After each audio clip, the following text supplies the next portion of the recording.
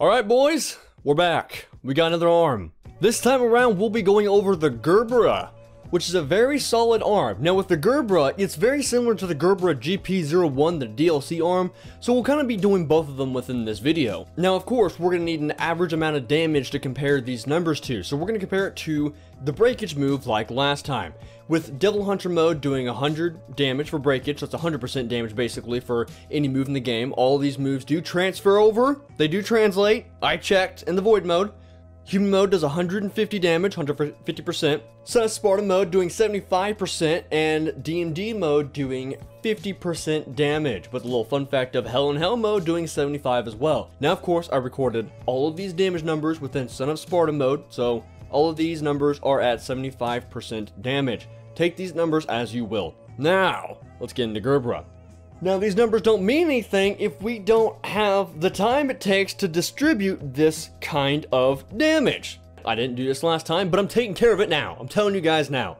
With breakage, you're dealing out 75 damage in about a second long animation, which not only are you invulnerable during this stage, but you're throwing enemies away to protect yourself. It's a little protection bubble, so it only takes about a second long to do 75 damage, and you're safe. I measure a lot of these damage values about how many benefits you get out of each move, because it's not just raw damage. It's about how safe is the player, how vulnerable is the player, how much damage will you be doing over time if you continue doing this move, and all that sort of good stuff. So that's kind of our basis when it comes to measuring these numbers. By the way, Devil Trigger does not enhance the damage on any sort of moves. No moves at all. You aren't getting any extra damage from Devil Trigger except for one arm. And trust me, we'll get to that arm when we come to that video. You want to stay tuned for that.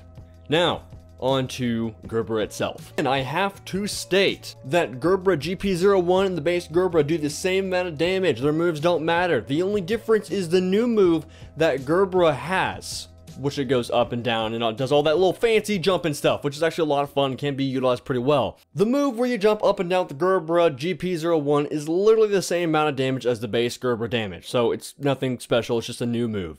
No special pay-to-win advantage here, or whatever you want to look at it as. The base damage for Gerbera is 37 damage. That's not too bad. This translates to all the moves except for one, the mid-air ability. For some reason, the standstill mid-air ability does 90 damage. My guess is because this move has the player in place for a whole solid second and knocks the enemy away from you, which does take away time to do more damage. And overall, it's still a move that I wouldn't use, but hey, I'm not the one that makes the combo mad videos, so you guys let me know what you think about that. Now, back to the basic attack. Every other attack with the Gerbera does 37 damage, and this can be executed very well when it comes to Gerbera's jump canceling ability. That's right, if you hit an enemy into the air, you can keep jumping off of them and doing the move over and over, doing the jump cancel ability like any other move, but this one continues doing the 37 damage. It's actually more beneficial to do the Gerbera jump cancel ability than, I don't know, say the Overture from the last video. Now enough of this. We know what Gerbera does. What about its ultimate ability, what we're here for? Okay, well this is tricky. In the Void, it's kind of hard to measure the aerial heavy attack as it varies with just one guy. The projectiles bounce all over the place. Every time they bounce off the surface, they do more damage, essentially doubling in damage. Take Greg for instance right here. I moved Greg to the wall and tried getting more damage that way, and I tried doing it in the middle of nowhere, and I did these both multiple times to ensure I can get the same numbers. And guess what? I can't! The projectiles are all over the place. They're random. You can't control the Gerbera, which is fine. It adds more RNG, which makes the game more dynamic. Makes it a lot of fun. I got anywhere between 277 damage to 645 damage. Now granted, that's for one target. This is intended to be in one room with a lot of enemies. This move can't really be measured, but I can say from personal experience and from what the community's agreed on, this move's pretty good. So we'll stick with that. The move is good. I can't measure the damage. Just take it as you will. Now, how about that ground attack? How is that ground heavy ability? Petal Ray. No, Petal Ray's the last one. God damn it. Stamina Ray. The Kamehameha. Kamehameha. Kamehameha. Whatever it is. Look, using this move on the ground does 37 damage per tick with a total of 1,087 damage overall. That's not too bad. Except that this animation is very, very lengthy and you're vulnerable the entire time. In fact, it doesn't even give you that much style either. So why would you use this ability? I don't know. I don't use it myself, and quite frankly, I don't really recommend too many people using this ability. Most of the community seems to agree on this as well. This move is, it's nice, it's fun, but you're really not going to be getting the maximum amount of damage that you should be when using any other move when it comes to the game. Also, once again, you're not very stylish when executing this move, unless it's a finisher. So, minus finishers, I wouldn't really recommend this move. With the Gerbera GP01, mostly aesthetically differently, all the other abilities do the same amount of damage, nothing's changed, including the heavy attacks. Once again, the new moves do 37 damage, sometimes 38, because, you know, damage numbers change per move for all the moves, but I'm not really sure why that is, it's just how it is. All the damage numbers seem to go up or down by 1. The new move is nice. There's a lot of combos you can use with this move in particular, chaining stuff together. Gerbera is very nice for that sort of stuff. Speaking of chaining, Gerbera actually has more abilities when it comes to other arms. Most arms are able to parry and deflect attacks. Gerbera is very well known for doing that. Gerbera is not only good for evasion in mid-air when it comes to boss fights or any other fight. Of course, you want to be staying in the air when it comes to battles in the game. Not only that though, Gerbera will be able to deflect damn near any attack in the game. Proto-Angelo, Goliath and Urizen comments, Cavalier Angelo's sword attacks. Gerbera is going to be your saving grace, and that's why it's considered one of the best arms in the game, and I personally support that. With that being said, let's see this arm in action by a pro player. Go ahead and take a look.